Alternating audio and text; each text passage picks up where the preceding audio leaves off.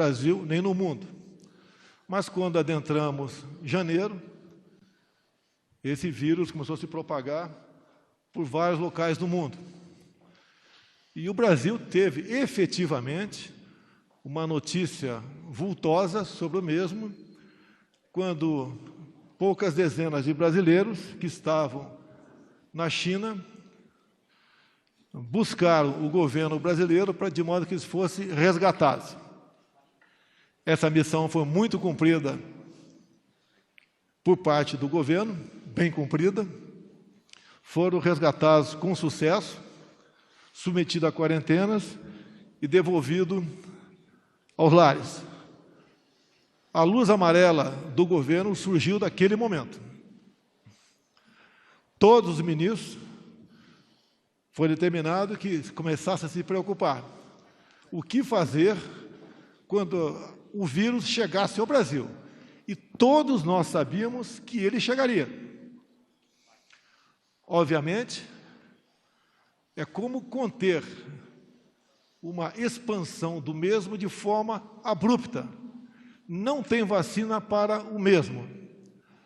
Assim sendo, o que nós deveríamos começar a nos preparar, mesmo sem ter recurso, mesmo sem ter um apelo para que todos os poderes agissem numa mesma direção, começamos a nos preparar.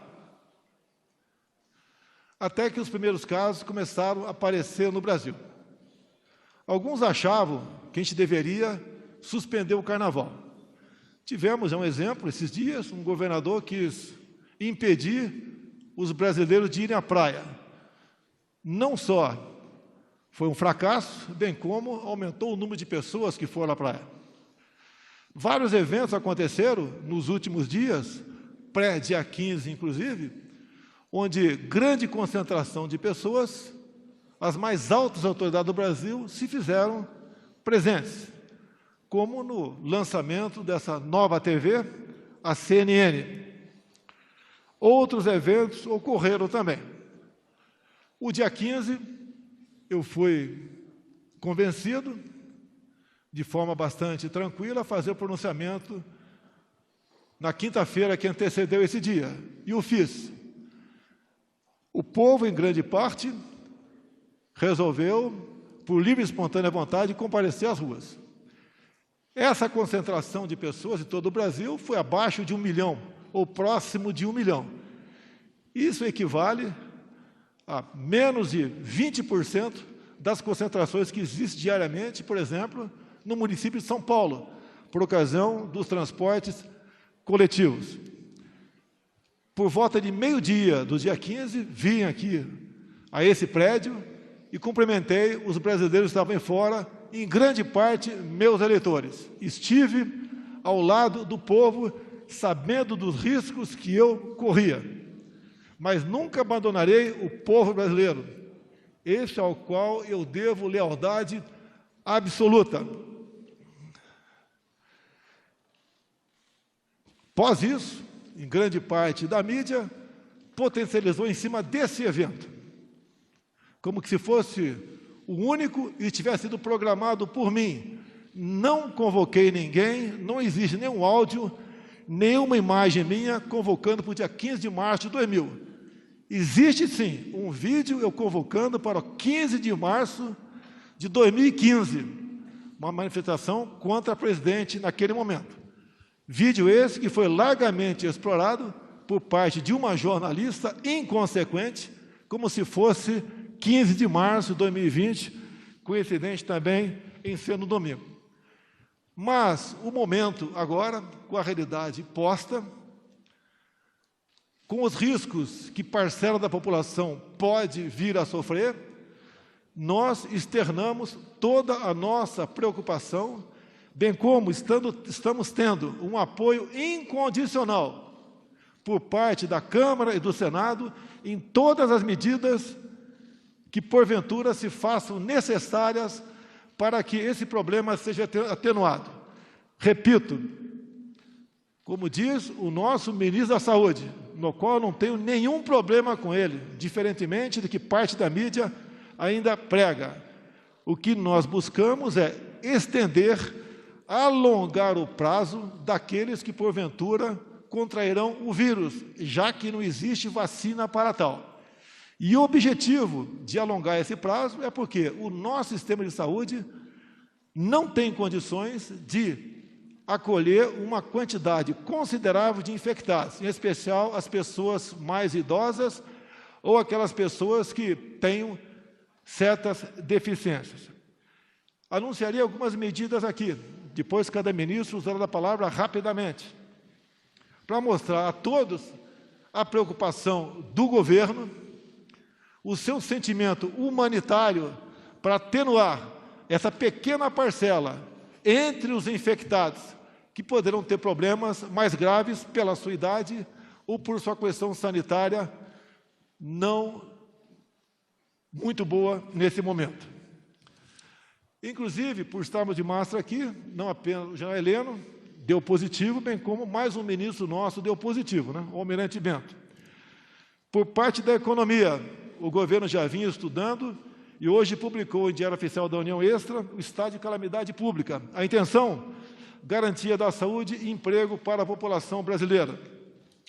Medidas emergenciais, 84 bilhões para a população vulnerável, 60 bilhões para a manutenção de empregos, antecipação das parcelas do 13º salário, reforço no programa Bolsa Família, integrando mais de 1 milhão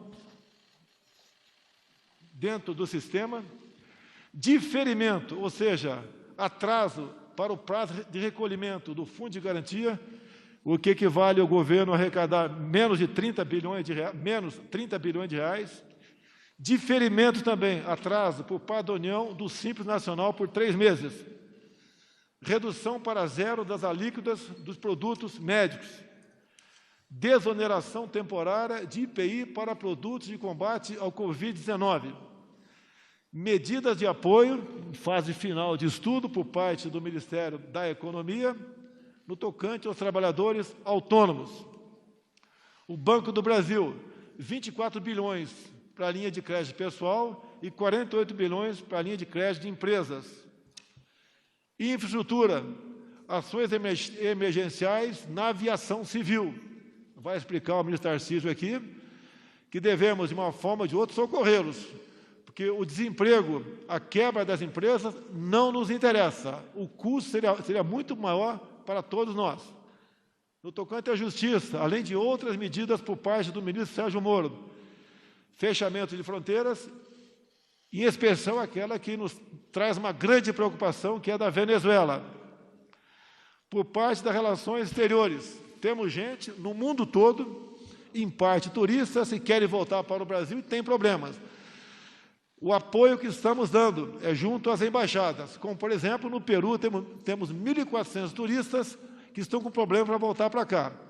Relações Exteriores já conseguiu, por parte do governo do Peru, que aeronaves fretadas possam pousar e decolar com esses brasileiros que lá estão. No tocante à saúde, eu não vou falar porque exige uma gama de informações muito grande, que o ministro Mandetta, aos poucos, vai relatando aqui, uma a uma, a todos os senhores. Então, peço agora aos senhores ministros, abrir a palavra aqui, primeiramente, ao Paulo Guedes, para um espaço de tempo bastante curto, diga aos senhores e às senhoras as medidas que vão ser tomadas pela economia. Bom dia a todos. Nós começamos essa semana com a iminência de um contingenciamento. Quer dizer, os senhores imaginem a arrecadação brasileira descendo, pelo impacto da crise, a crise começa a chegar. 16 bilhões que nós tínhamos estimados com a desestatização da Eletrobras, teríamos que tirar hoje do orçamento. Então, em reunião com o presidente, mostramos que haveria um contingenciamento de quase 40 bilhões. Quer dizer, no momento em que a economia brasileira precisa de um esforço contracíclico, nós, sem espaço fiscal, ao contrário, teríamos que agudizar a crise, contingenciando 40 bilhões. no momento em que a saúde do brasileiro e a manutenção dos empregos exige gastos adicionais, nós teríamos que contingenciar 40 bilhões. Então, evidentemente, isso não é uma coisa razoável, trocamos ideia com o presidente disse, olha, saúde dos brasileiros e a defesa dos empregos dos brasileiros está acima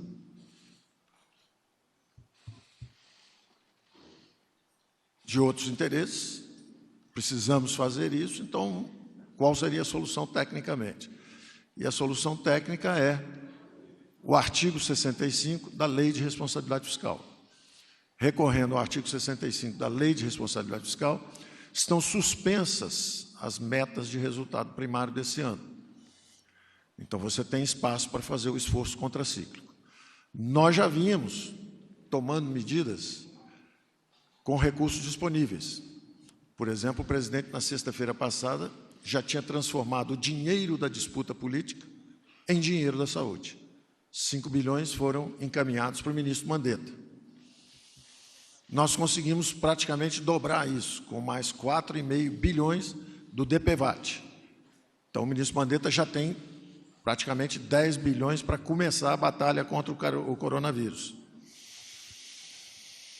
Além disso, tínhamos anunciado nos últimos dias diferimento de impostos, atrasando os próximos 3, 4 meses, e, ao mesmo tempo, antecipação de benefícios, justamente nas camadas mais vulneráveis.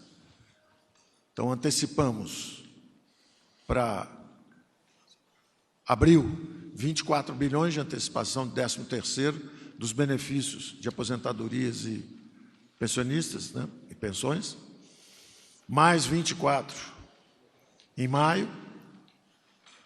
Antecipamos também o abono salarial, vem todo em junho, mais 12 bilhões, e desenhamos, então, um programa de 153 bilhões entre diferimentos de impostos e antecipações de benefícios. Então, 150 bilhões para o combate inicial contra essa chegada da crise. No espaço monetário, a mesma coisa, em reuniões do Conselho Monetário Nacional, em reuniões com o Banco Central. O Banco Central flexibilizou, chegaram nessa segunda-feira passada 135 bilhões de recolhimento compulsório, que foram liberados, flexibilizadas as regras de alavancagem de bancos, garantindo em bancos públicos rolagem automática de dívidas sem multa. E ainda assim, com todo esse esforço, falta fôlego fiscal e nós teríamos que fazer um contingenciamento de 40 bilhões. Não seria razoável.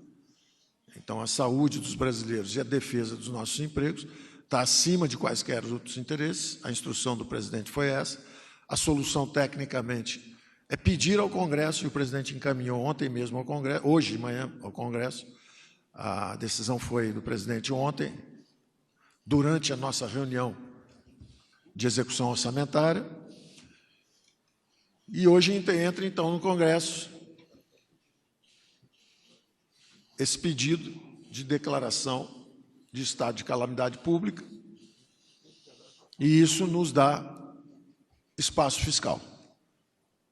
O primeiro movimento vem agora ampliando o leque de proteções que nós temos estendido. Primeiro foram os mais idosos,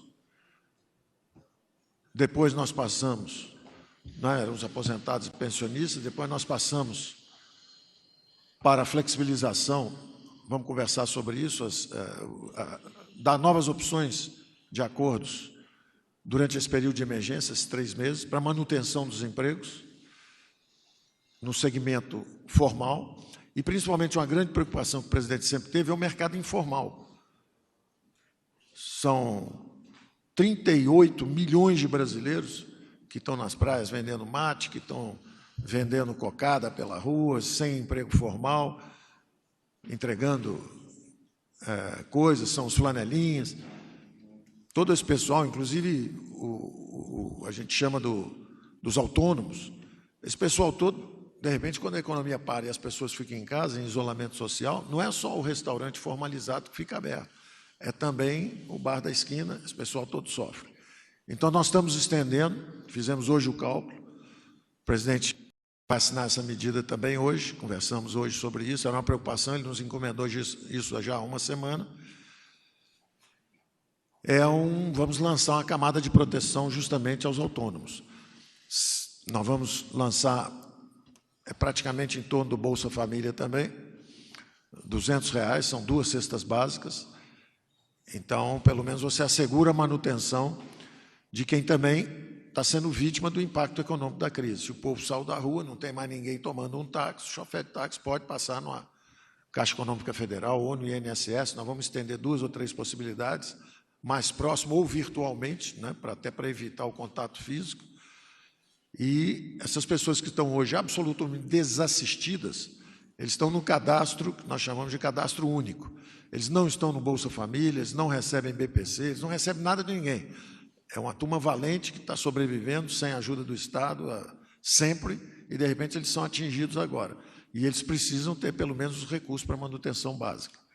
Então, isso nós estamos aprovando hoje, são 5 bilhões praticamente por mês, 3 meses seguidos são 15 bilhões. Isso é o espaço fiscal, começamos a usar esse espaço fiscal. E assim faremos, a cada 48 horas vamos nos reunindo, e à medida que haja um problema aqui ou um problema ali, nós vamos aprofundando a nossa resposta. Eu ficaria por aqui, quer dizer, estamos atuando em várias direções. Estamos baixando as tarifas de importação de produtos médicos hospitalares, vamos renegociar as dívidas em apoio ao ministro Tarcísio das companhias aéreas. Estamos examinando também como auxiliar para as empresas que se comprometerem à manutenção dos empregos durante esse período, como auxiliar com uma parcela, o Estado bancando para as micro e pequenas empresas, só os pequenos, nós bancarmos uma parte do salário. Então, tudo isso vai ser anunciado a cada 48 horas, nós estamos monitorando e vamos anunciando medidas à medida que a economia necessite. Obrigado, Paulo Guedes. Agora vou passar para o Antônio Barra, o do médico e almirante, presidente da Anvisa. A Anvisa voltou a ser aquilo que todos nós sempre queríamos, né? Atuante e ativa. Os processos demorados e muito negociados que existiam no passado deixaram de existir em nosso governo. Então, com a palavra, o almirante Barra. Obrigado, senhor presidente. As ações da Anvisa, desde o primeiro momento, na sua atribuição, tem foco principalmente na linha de frente, em portos, aeroportos e fronteiras, trabalho esse que já vem desenvolvendo e já é do conhecimento de todos os senhores, portanto, eu vou me ater a outras questões mais recentes, como a publicação do primeiro edital de chamamento, número 3 de 2020, que convocou todas as empresas a fornecerem informações sobre produtos sujeitos à vigilância e insumos essenciais para o enfrentamento da Covid-19. Isso foi no dia 27 de fevereiro de 2020. No dia 12 de março deste ano, a priorização da análise de todos os processos relacionados a produtos para diagnóstico, o que é fundamental, do Covid-19 e outros agentes causadores de infecções respiratórias. No dia 13 de março, publicamos a resolução de diretoria colegiada que simplifica e adota medidas alternativas para a certificação de boas práticas de fabricação de produtos e insumos de saúde. No dia 16 de março, o segundo edital de chamamento, dessa feita para produtos outros da área de saúde, não relacionados diretamente ao coronavírus, mas que são essenciais em caso de hospitalização, e também uma busca proativa, na medida em que as empresas podem ou não responder ao edital, mas fizemos busca proativa das que não responderam na primeira fase. No dia 17 de março, publicação de nota com informação sobre produtos de limpeza e desinfecção de superfícies, que são os saneantes, que podem ser utilizados no enfrentamento do novo coronavírus. No dia 18 de março, fruto de entendimento com a ministra Tereza Cristina, referente a uma doação de álcool para fins de fabricação de álcool gel e álcool líquido para utilização em hospitais e desinfecção de superfícies. No dia 19 de março de 2020, publicação de resolução que autoriza as farmácias de manipulação a prepararem e venderem álcool gel e outras preparações antissépticas ou sanitizantes de forma direta para o público. Cabe ressaltar, Nesse sentido, do álcool gel, que é essencial principalmente ao cidadão, embora, conforme o próprio Ministério da Saúde sempre preconiza, a lavagem com água e sabão é a primeira grande medida, a mais simples, nós temos também a publicação em 17 de março dos requisitos técnicos para a produção de álcool a 70%, que encontra-se disponibilizado e já está sendo fornecido e utilizado por laboratórios militares, inclusive, para a fabricação do álcool gel. E em 19 de março de 2020, finalmente, publicação de resolução e critérios dos procedimentos simplificados de registros de medicamentos e produtos para diagnóstico in vitro relacionados à Covid-19. Além dessas medidas, outras tantas estão na pauta, estão sobre a mesa e sofrendo constante atualização para que possamos manter o grau de proteção adequado em relação a essa questão. Muito obrigado, senhor presidente.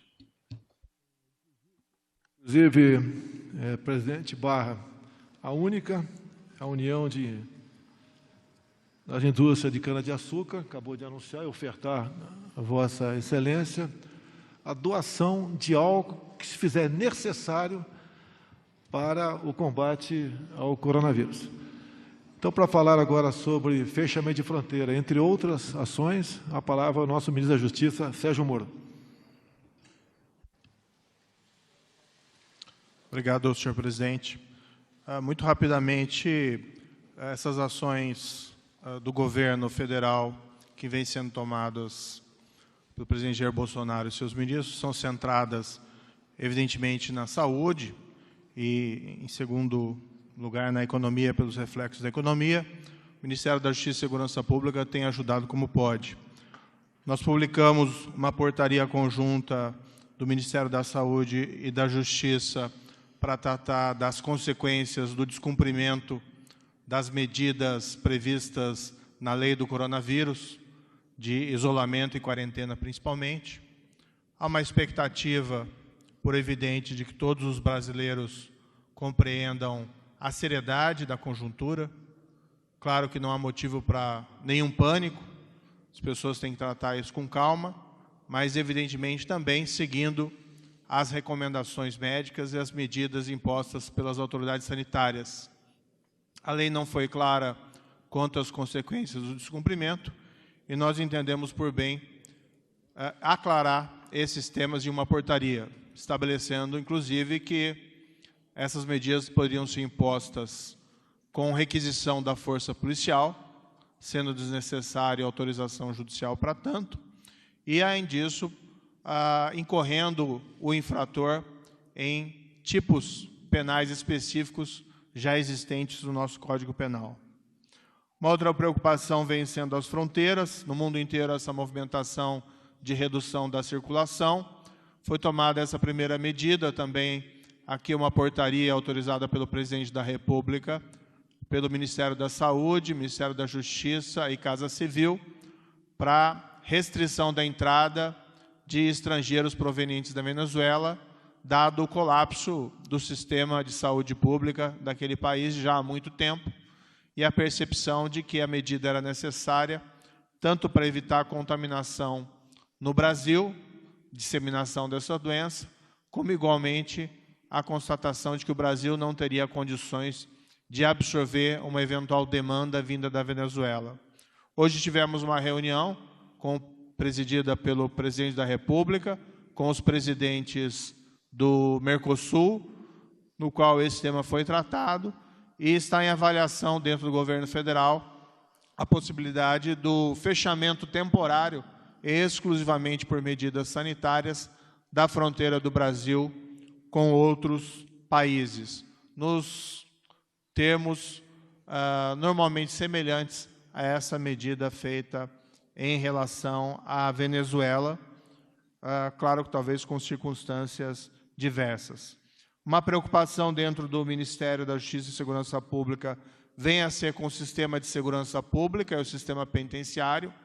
A avaliação, nossa avaliação é que a segurança pública não pode parar, já que os criminosos, infelizmente, também não reduzem as suas atividades por conta da epidemia. Então, é necessário garantir à população a continuidade dos serviços de segurança.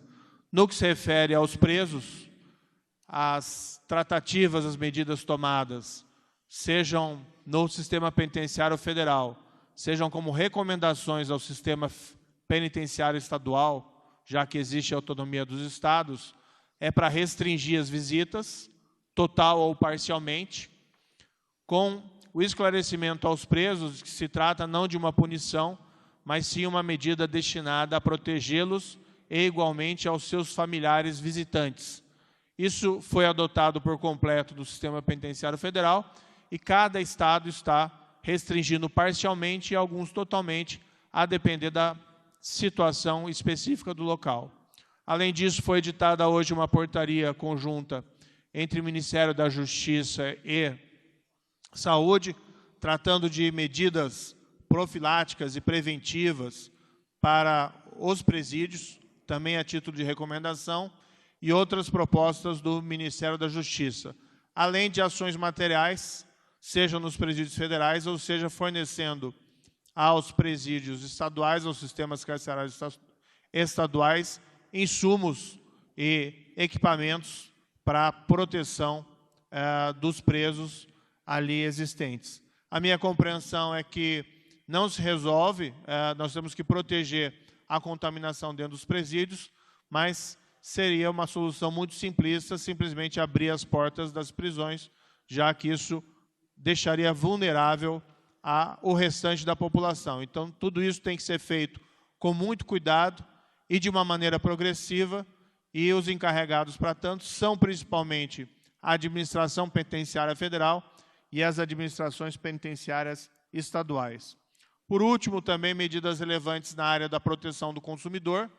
Existe um abalo, evidentemente, dessa epidemia no mundo inteiro, mas aqui também no Brasil, no ponto de vista econômico. Medidas estão sendo tomadas, como foi dito aqui pelo ministro Paulo Guedes, para minorar essas questões. Nós temos uma preocupação em relação ao consumidor. O problema mais premente diz respeito ao abuso de preços. Tem sido tomadas medidas para que nós possamos receber essas comunicações o mais breve possível. E, em particular, na área de transporte, a grande preocupação tem sido com as remarcações das viagens. Há uma necessidade de proteção das aéreas, porque elas estão sofrendo um impacto econômico significativo, mas, por outro lado, não podemos descurar dos interesses dos consumidores. O que foi recomendado é que houvesse remarcação dessas passagens sem cobrança de penalidades aos consumidores, uma maneira de equilibrar os interesses de um lado e de outro. Então, são essas algumas das medidas que têm sido tomadas na Justiça e Segurança Pública, várias delas em conjunto com outras pastas, como aqui mencionado, e existe uma dinâmica própria. A todo momento estaremos tomando novas providências. Em todos os momentos em que foi o resgate dos nossos brasileiros que estavam em Wuhan. E as Forças Armadas, junto com os outros ministérios, na Mandetta, estiveram presentes. As forças estiveram e com sucesso. E nós vamos ajudar a ter mais um sucesso. Ontem eu expedi uma diretriz minha, ministerial de planejamento, acionei o Centro de Operações Conjuntos, no Ministério da Defesa, integrado pela Marinha, Exército e Força Aérea. Já estamos trabalhando nas possíveis ajudas, possíveis auxílios que as Forças Armadas podem e devem dar. Em relação a isso, as demandas através do Comitê de Crise ou do Ministério da Saúde, que centralizam essas ações em relação a isso. Nós temos várias possibilidades, particularmente na parte de logística, de condução de material, de regiões como a Amazônia, de difícil acesso, a gente tem meios para chegar lá, igual nós sempre fizemos, de esclarecimento à população. Nós fizemos isso nas operações da dengue, da zika. Enfim, ao mesmo tempo estamos tomando conta de 2 milhões, que é a família militar, os nossos hospitais.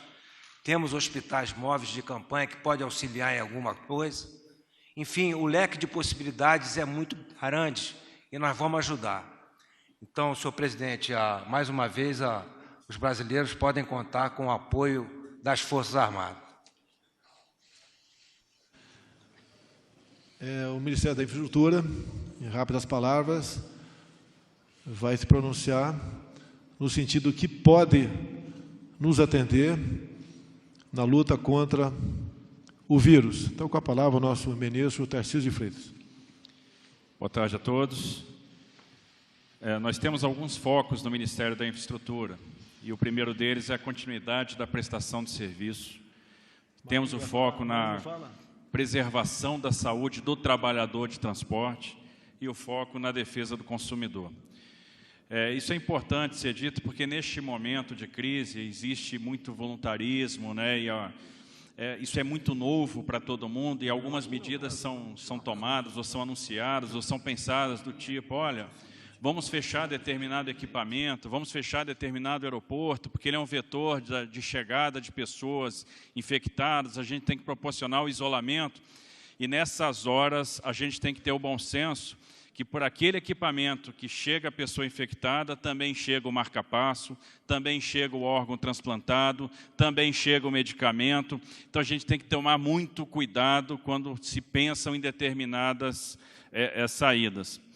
A logística, dentro desse esforço que já foi colocado aqui pelos outros ministros, em particular agora pelo general Fernando, né? É um esforço de guerra, a logística vai ser fundamental para a gente ganhar aí esse combate. Estamos trabalhando aí todos os setores, e um primeiro deles é aquele que é impactado mais rapidamente ao setor de aviação. Observe que caiu absurdamente a quantidade foi uma queda muito rápida, muito abrupta da quantidade de demanda, tanto no internacional quanto no doméstico.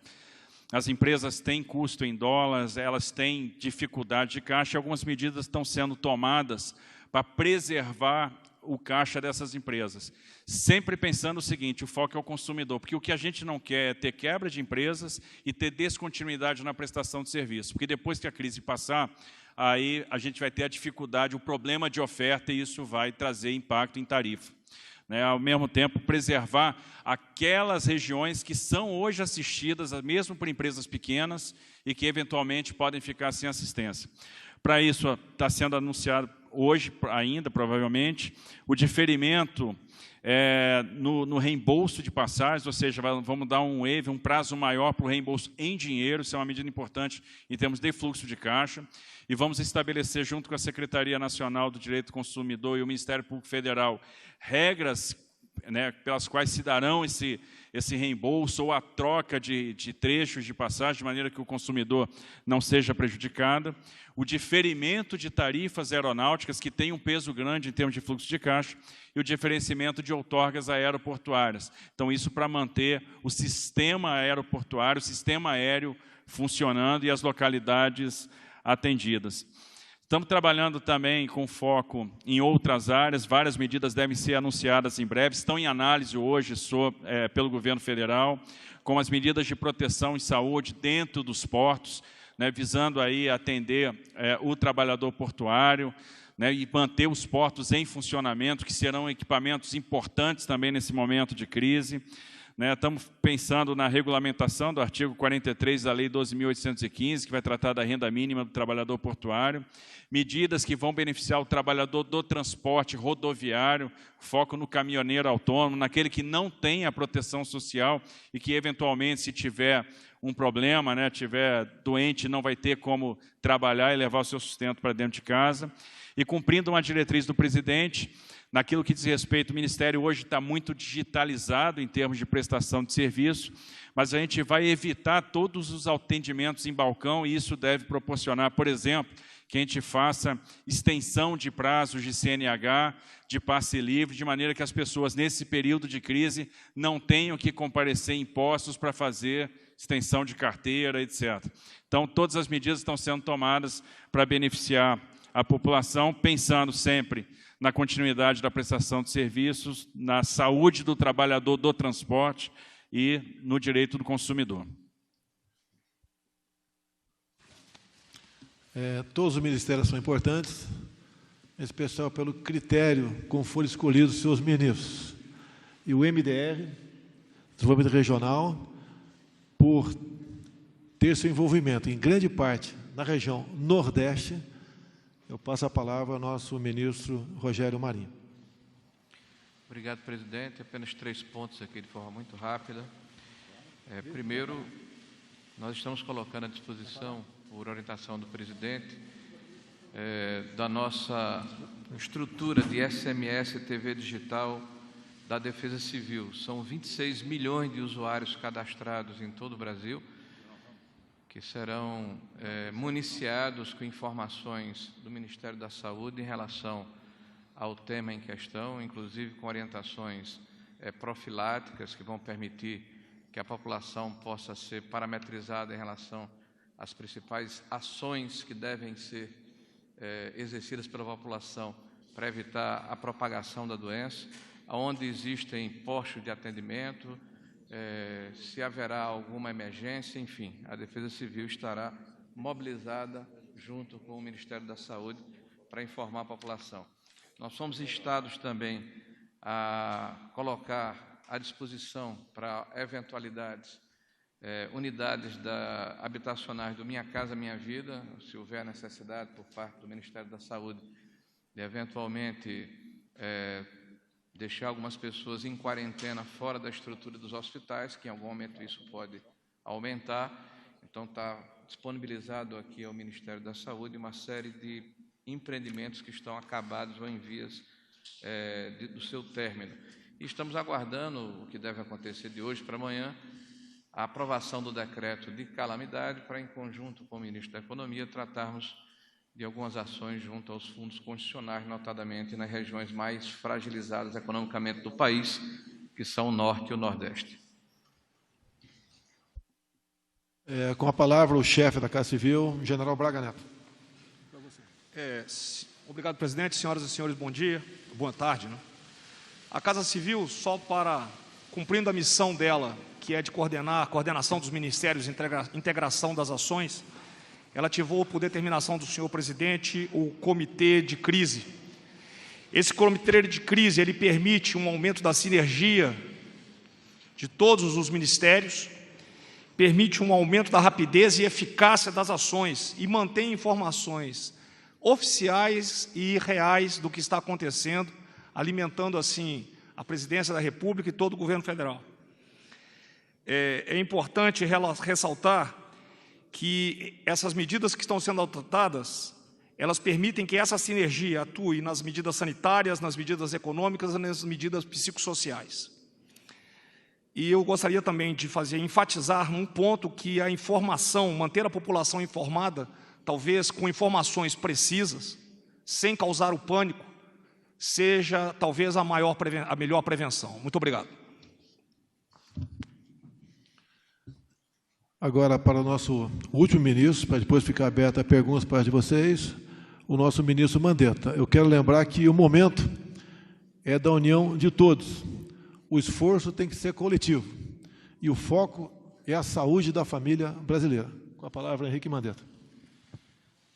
Obrigado, presidente, caros pares ministros. Bom, em toda a situação epidêmica, nós temos fases, temos etapas. Alguns países não tiveram sequer a etapa inicial de conhecimento. O caso da China, que abre com o desconhecido e, quando começa a contar os casos, já estava no seu terço final da epidemia. Não temos os números do que ocorreu lá em Wuhan nos meses de dezembro, novembro, outubro e setembro, quando provavelmente se iniciou os casos.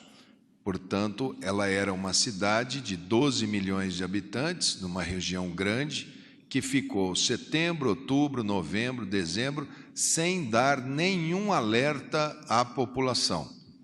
E chegou ao ponto de ter que construir aquele hospital que todos viram, e logo depois caíram os casos, dando eventualmente a impressão de que tenha sido o hospital ou aquelas medidas que corrigiram. Hoje já se sabe, pela marcha desta epidemia em outros países, aonde a gente pega do D0, algumas situações que diferenciam. O como é o caso da epidemia no mundo asiático e o comportamento disciplinar asiático, como é o caso do Irã, que foi pego sem um sistema de saúde minimamente organizado, e é o caso da Europa, onde nós temos os números ocidentais de diferentes países. Todos eles, todas as curvas, essa epidemia ela vem crescendo e num determinado momento ela sobe abruptamente, quando ela tem a transmissão epidêmica. É como se você estiver andando num caminho e você tem que subir alguns morrotes e, de repente, está na frente do sistema de saúde, está o Monte Everest. Se nós formos subir todos o Monte Everest, muitos não aguentarão, porque nós não teremos equipamentos, não teremos estrutura para subirmos todos ao Monte Everest. Agora, se conseguirmos não ter um monte tão alto, tão inclinado, se conseguirmos ter uma montanha igual às montanhas de Minas, alargarmos um pouco esse pico, muitos terão dificuldade de subir e descer umas montanhas, os mais frágeis. Mas essa caminhada pode ser bem menos pesarosa do que a travessia do Everest. Nós estamos no pé deste monte, e o tamanho desse monte depende diretamente do comportamento das pessoas. Depende, em primeiro lugar, de ter foco no cuidado com as suas famílias, idosos. Depois vem uma série de estruturas de comportamento que vão ajudando. Agora, eu vejo que o Brasil tem alguns pontos muito positivos, muito bons. O primeiro, e aqui me permite, presidente, não é nada além de uma constatação, é o que vocês estão filmando e vendo daí. Eu tenho, entre todos os ministros aqui presentes, sob a coordenação do presidente, ações interministeriais, porque é uma equipe, e aqui, presidente, eu queria lhe agradecer em nome da saúde brasileira, de ter um ministério técnico e tão fácil de trabalhar. Isso é um ponto extremamente positivo. E a liberdade que o senhor deu para o Ministério da Saúde organizar aquela equipe técnica que está trabalhando tecnicamente, que eu tenho sido porta-voz. Todos da saúde pública brasileira entendem que, pela primeira vez, todas as áreas do Ministério estão com pessoas que são especializadas, são o que nós poderíamos ter de melhor para o momento. Então, isso facilita, isso é um ponto extremamente positivo e forte. O segundo é que algumas ações da natureza do nosso sistema, o SUS está presente em todos os municípios brasileiros. Eu não tenho uma cidadezinha brasileira, não tem uma comunidade quilombola ou indígena que não tenha o SUS.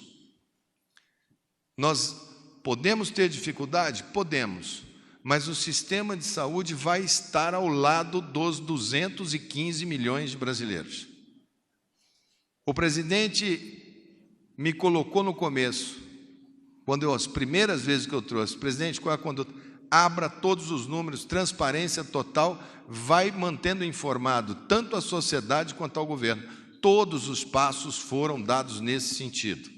Nossa vigilância é considerada hoje, de todos os países, a que pegou os casos dentro do Brasil com mais rapidez. Conseguimos seguir paciente por paciente, identificamos transmissão sustentada por nexo epidemiológico. A grande maioria dos países começou a perder pacientes quando chegava em 80 casos. Eu sei que muitos ficaram na porta de hospitais. Essa notícia, como ela era uma notícia muito cobiçada, todo mundo morreu, e a gente estava aguardando que, qualquer momento, poderíamos ter que dar essa notícia. Em tempos de internet, se a gente for contar um por um dos que falecem por problemas respiratórios, nós vamos contar muitos. Mas nós tivemos o primeiro caso quando já tínhamos praticamente 300 casos confirmados. Os casos confirmados são importantes para a gente? São. Mas a gente sabe que existem muitos casos que estão acontecendo em paralelo, que não estão ainda nas estatísticas. Então, a gente deve começar a perceber agora a subida dos casos. Hoje concluímos, lá no laboratório nosso federal, Evandro Chagas, no Pará, todos os laboratórios centrais dos estados estão capacitados com os equipamentos para poder rodar os exames nos estados. Acabou remessa de amostra. Estamos trabalhando hoje com a produção máxima de kits. Devemos chegar aí em torno, estamos nos preparando, com a única estrutura Fiocruz e uma outra Paraná, devemos chegar a 1 milhão de kits. Vamos abrir agora para outras estruturas poderem produzir também. E se tivermos possibilidade de aquisição, adquirir também. Vamos trabalhar com um bom número de kits que nós utilizaremos muito para fazer o diagnóstico nos nossos pacientes mais difíceis, aqueles com mais de 65 anos. E teremos o teste de imunoglobulina, de anticorpo, para fazer da população de uma maneira geral, para termos a exata noção da epidemiologia. Devemos anunciar nos próximos dias o maior serviço de teleatendimento provocado, monitorado. Nós pretendemos fazer um volume muito grande de controle por algoritmo.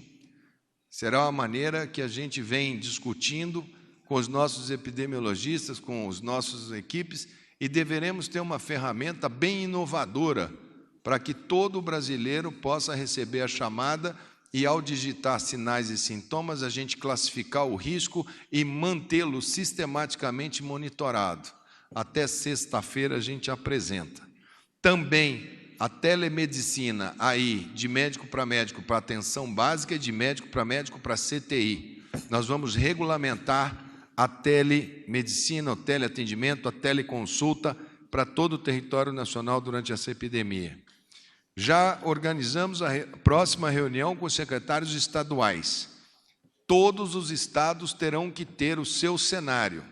Se tivermos uma epidemia aí, teremos quantos pacientes? Já temos condições de fazer cálculos. Teremos quantos pacientes adoecidos? Precisaremos de quantos leitos sem respirador e quantos leitos com respirador, para sabermos qual é a necessidade total. Nós estávamos, e hoje o presidente determinou, muito preocupados por conta de aquisições de venda de respiradores por parte do Brasil. O presidente determinou, o ministro Paulo Guedes foi extremamente ágil, aonde nós interrompemos a exportação de itens que nos são extremamente importantes para o enfrentamento, principalmente respiradores. A criação, junto com o ministro Braga Neto, que fizemos já ainda na época, no início, quando reconhecemos a epidemia, fizemos o Comitê Interministerial para amparar as medidas de saúde. Agora, elas são muito maiores do que a competência apenas da saúde. O espectro é muito maior. Quando se fala em fechamento de fronteira, que precisa do ministro Moro, precisa das relações exteriores, os impactos econômicos, é muito fácil falar, fecha tudo, não deixe ninguém sair, quando as pessoas têm ainda muita informalidade, pouco recurso. Precisa ser criado planos de alternativa econômica, e eu preciso muito da equipe do ministro Paulo Guedes. Esses fechamentos de estrada, presidente, que alguns governadores insinuam, nós precisamos trazer isso, essa logística, Tarcísio, ela é de interesse nacional, porque não adianta fechar tudo e faltar o frango que está pronto para chegar, porque daí você segura uma coisa e desabastece a outra. Se eu não chegar com cloro, para pôr o cloro na água de todo o Brasil, que é servida para 200 milhões de brasileiros, a gente sai do vírus e cai em problema de qualidade de água. Então, é necessário que isso, quando for feito, ela precisa ter ótica mais centralizada, e é isso que a gente está vendo agora, a partir desse momento, muitas medidas serem mais centralizadas, já que são típicas de momentos de epidemia. Também a questão hoje com o ministro Wagner do Rosário, também por determinação do presidente, é muito difícil fazer compra de materiais no mercado extremamente agressivo que a gente está vivendo, nas formalidades e rigores da Lei 8666. Então, nós fizemos, por isso, a minha ida para pedir ao TCU, para pedir ao STF, para pedir que eles tragam soluções de ritos sumários. E hoje me parece que o presidente vai recebê-los para que possamos receber como são esses ritos sumários. Transitado em julgado, análise, assinatura do judiciário, do TCU, os técnicos todos têm muito receio de assinar determinadas situações, por isso é extremamente importante. Teremos dias duros, teremos semanas cansativas, aonde esse assunto vai nos trazer extremo estresse, faz parte do estresse notícias enviesadas, faz parte do quadro da doença, faz parte da doença o aparecimento de especialistas, cada um dando a sua visão, faz parte da doença o fake news que confunde e dramatiza, faz parte da doença a avidez pela manchete que mais vende, já que a manchete mais dramática é a que dá mais acesso, faz parte da doença aqueles que eventualmente não percebem que o momento é de calma, nós vamos passar, teremos dias difíceis, o Brasil já passou por momentos mais dramáticos do que esse na sua história, muito mais. Os nossos avós, os nossos bisavós deram toda a demonstração de civilidade, de solidariedade, de passarmos juntos, dos imigrantes que vieram para construir essa nação. Nós somos todos aqui filhos desses imigrantes, dessa grande mescla que sempre deu as suas características de andar junto. O presidente é o grande timoneiro desse barco, está levando o Brasil, nós estamos muito parecidos com as nossas medidas, com as medidas da Inglaterra. O nosso timing em termos de epidemiologia e termos desse tipo de situação é muito similar, nós estamos muito atentos a como que o mundo está conduzindo e esperamos poder passar estressando ao mínimo, mas sabendo que podemos ter momentos em que medidas de mais restrição possam vir a ser necessárias. E, com certeza, nós, essa equipe aqui, saberá muito bem assessorar a um ao outro e levar o presidente para nossas tomadas de decisão, como foram tomadas hoje. Então, acho que a saúde sabe do tamanho do enfrentamento, médicos, enfermeiros, fisioterapeutas, todo o pessoal da saúde, quando interrompem aulas de universidade, as da saúde não são interrompidas. Todos os profissionais de saúde do Brasil estão convocados para trabalharem na linha de frente. Faremos isso da maneira que a gente possa cuidar ao máximo desse setor, que num momento desse é extremamente precioso para cada um de nós. Então, presidente, essas são as medidas, e como eles já vêm fazendo a narrativa, eu não vou colocar aqui todos os repasses que foram feitos, repasse para os estados, o Saúde na hora que foi mais 1 bilhão essa semana de crédito para eles instalarem os postos abertos até as 10 horas da noite, é um programa do governo federal, postos da unidade básica até as 22 horas, nós abrimos para praticamente todas as cidades do Brasil para habilitarem, já habilitamos todos os leitos de CTI que foram pedidos, rito sumário para abertura de hospitais, rito sumário para abertura de leitos, publicação dessas portarias, o governador abre o leito e informa, a gente reconhece que o leito e faz a verificação a posteriori, para dar velocidade. Não temos nenhum leito lá aguardando publicação. Assim como o SAMU, que no ano passado eu trouxe para o presidente e falei, presidente, nós temos todo ano que renovar 20% da frota do SAMU. Cada 5 anos ela tem que renovar, senão a ambulância começa a ficar velha e caindo. Não fizeram renovação em 2018. Em 2019, nós tivemos que economizar, nós não compramos aquelas ambulânciazinhas de transporte pequenininhas, tipicamente utilizadas em anos políticos. Nós compramos 1.200 ambulâncias SAMU no ano de 2019 e renovamos em um ano 40% da frota. E é essa frota com 40% de veículos novos comprados por decisão do presidente é que estão na linha de frente da remoção das pessoas a campo. E vamos colocar mais 20% agora, nesse semestre agora, e mais 20% no segundo semestre, para termos 80% da frota em pronto emprego. Então, as ações todas estão acontecendo. Não há nenhuma dificuldade de espécie alguma. Acredito que, pelo contrário, para a saúde nunca foi tão bom, tão confortável para todos os que estão na saúde. Tem diálogo aberto comigo, desde a Academia Nacional até o pessoal que trabalha na cozinha do hospital, na manutenção do hospital, que eu vou precisar deles também, pessoal da estiva, pessoal que está ali na frente carregando o piano, não é só médico, é uma equipe enorme. Então, presidente, eu só gostaria que o senhor mandasse também para eles uma mensagem, porque eles curtem a sua live, porque eu tenho certeza que eles são extremamente ligados na sua fala. Então, quando o senhor, a próxima vez que o senhor for na live, mandar uma mensagem para esse pessoal, que esse pessoal vai ser o soldado que vai para frente desse campo de batalha desenhado aqui pelo nosso querido ministro General Fernando. Acho que é isso, as principais notícias de hoje são essas.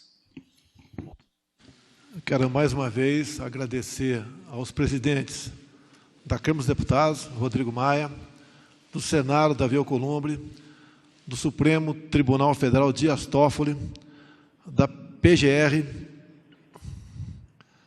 o senhor Aras, do TCU, José Múcio, e do STJ. Senhor Noronha, pelo apoio, pela presteza, pela consideração, em juntos buscarmos solução para esse problema, que passa a ser um problema de todos nós. A saúde da família brasileira e o emprego de nossos homens e mulheres. Queria passar a coordenação agora da SECOM para as perguntas por parte dos senhores profissionais da imprensa. Serão, então, 8 perguntas.